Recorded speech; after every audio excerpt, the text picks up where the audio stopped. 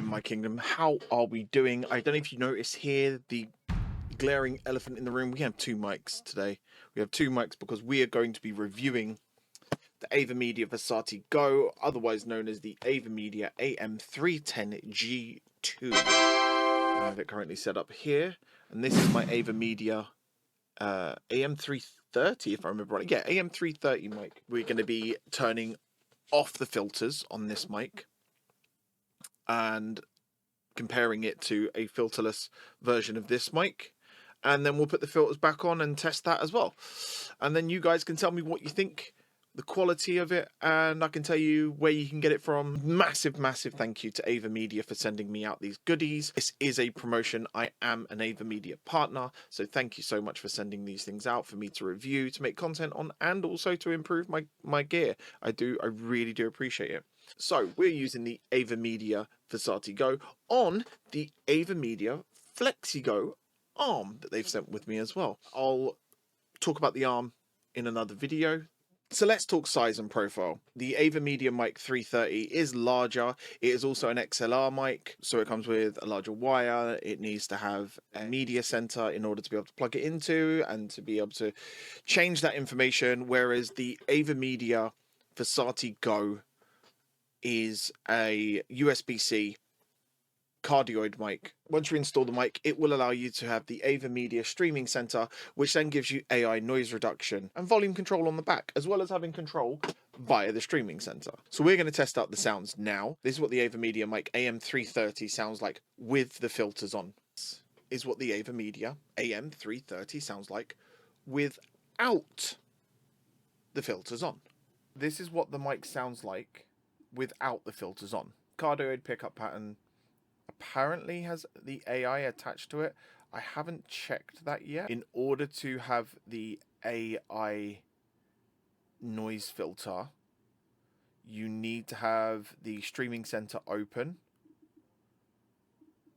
and that would mean that you have another program open as well.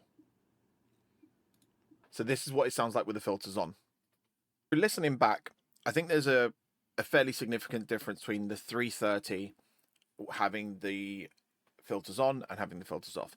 Filters off, you can hear it more of the background noise. Filters on, you can hear me clearer. I resonate better.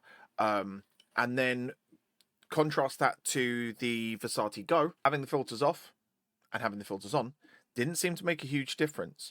Filters on, maybe I was a little bit clearer, but wasn't much of a difference. I'm still using the Versati Go now.